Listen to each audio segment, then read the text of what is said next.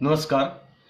दुनिया के अंदर जितने भी प्राचीनतम सभ्यताएं हैं, चाहे वो इंडस वैली सिविलाइजेशन हो, चाइनीज सिविलाइजेशन हो, मेसोपोटामिया हो, लेबनान सिविलाइजेशन, ग्रीस या रोमन सिविलाइजेशन, ये जितने भी सारे सिविलाइजेशन है उसमें से अगर कोई फिलहाल जो जीवंत है सिविलाइजेशन जो फिलहाल मौजूद है इस धरती के ऊपर, वो है सिर्फ हमारी इंडस वैली सिविलाइजेशन, सनातन धर्म, जो हजारों सालों से जो कस्टम से जो वे में फॉलो करते हैं वो आज ही वो हम कस्टम में और वे में हम फॉलो करते हैं। तो आज मैं आपके सामने न्यू ईयर के बारे में कुछ तथ्य आपके सामने रखना चाहता हूं कि हमारे सनातन धर्म में, हमारे सिविलाइजेशन के अंदर हमारे पूर्वजों ने जो भी न्यू ईयर की जो पीछे जो फिलोसॉफी, जो साइंटिफिक, जो ज्योग्राफिकली रीजन बताकर न्यू ईयर बनाने का हमारा एक अलग ही एक हमारा यूनिक एक तरीका है। क्योंकि हमारे सनातन धर्म के अंदर कोई भी हमारा कस्टम्स हो, कोई भी हमारा ट्रेडिशन हो, कोई भी हमारा फेस्टिवल हो, उसके पीछे कोई ना कोई साइंटिफिक, कोई ना कोई ज्योग्राफिकली या तो कोई तार्किक कारण होता है, तो ही हम वही कस्टम जो था वो हजारों साल पहले शुरू हुआ था। तो न्यू ईयर के बारे में बताएं तो न्यू ईयर जो है वो एक नई शुरुआत होती है। तो न्यू ईयर हमारे भारत देश के अंदर अलग अलग किंगडम्स, अलग अलग dynasty, north India, south India, सब अलग अलग न्यू ईयर और अलग अलग अंदाज के अंदर ये मनाते हैं। लेकिन ये सब के अंदर एक कॉमन बात है कि ये सब लोग जब न्यू ईयर मनाते हैं तब प्रकृति भी एक नया शुरुआत करती है। फॉर एग्जाम्पल कि सनातन धर्म के अंदर चैत्र मंथ से हम शक संवत चैत्र मंथ से हमारा न्यू ईयर शुरू होता है। तो चैत्र मंथ से बहुत सारे जो सभ्यताओं के लोगों ने, बहुत सारे लैंग्वेजेस इंडिया के अंदर है, बहुत सारे अलग अलग किंगडम्स, डायनेस्टी और राजाओं ने ये कैलेंडर के हिसाब से ये पूरा सारा अपना न्यू ईयर का जो फॉर्मूला है वो सेट किया है।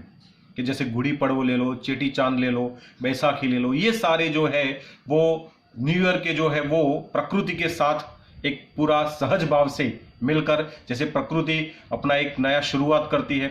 चैत्र मंथ के अंदर, एक स्प्रिंग जिसको इक्विनॉक्स कहते हैं,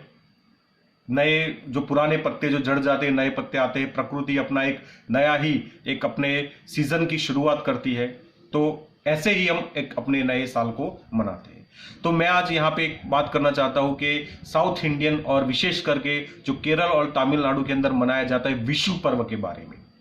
तो विशु जो पर्व है वो भी एक न्यू ईयर है, एक न्यू ईयर की शुरुआत है। चैत्र मंथ के अंदर ऐसे न्यू ईयर की शुरुआत होती है और ये शुरुआत के अंदर ज्योग्राफिकली भी रीजन है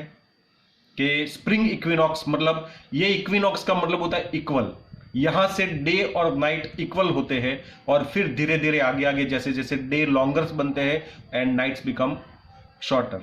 और इस तरीके से धीरे धीरे धीरे धीरे फिर सितंबर के अंदर फिर एक इक्विनॉक्स आता है 23 सितंबर को, और वापस डे और नाइट जो है वो इक्वल हो जाते हैं और फिर उसके बाद नाइट जो है वो लंबी होती है एंड डेज बिकम शॉर्टर।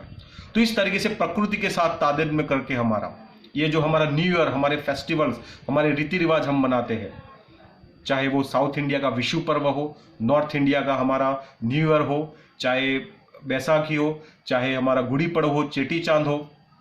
चैत्रपदा का हमारा जो न्यू ईयर हो, तो ये सारे ज्योग्राफिकली, साइंटिफिकली और फिलोसॉफिकली एक हमारे साथ जुड़े हुए सारे तथ्य हैं। साथ साथ में हम स्पिरिचुअल जो है उसके साथ भी कनेक्टेड है। बहुत सारी उसके अंदर ट्रेडिशनल और स्पिरिचुअल बातें भी जुड़ी हुई है। जैसे विशु पर्व की बात करें तो विष्णु भगवान के जो अवतार है वो श्री कृष्ण भगवान, और श्री कृष्ण भगवान की पत्नी थी वो सत्यभामा, और सत्यभामा ने नरकासुर नाम के एक राक्षस का वध किया था जिसने 16,000 जो कुंवारी कन्याओं का अपहरण किया था। और उसके बाद उसका वध करके, सत्यभामा की मदद से उसका वध करके, वो सारी जो अनमैरिड जो वुमेन थी उन्होंने उनको आश्रय दिया था, और उसके बाद उनकी लाइफ के अंदर एक नया ही एक अध्याय और एक नया ही शुरुआत हुआ, और उसके बेसिस के ऊपर भी ये न्यू ईयर मनाते। तो ऐसे बहुत सारे जो तार्किक, ज्योग्राफिकली और कुछ ना कुछ साइंटिफिकली रीजन होते हैं हमारे सनातन धर्म के हर एक सभ्यताओं के पीछे।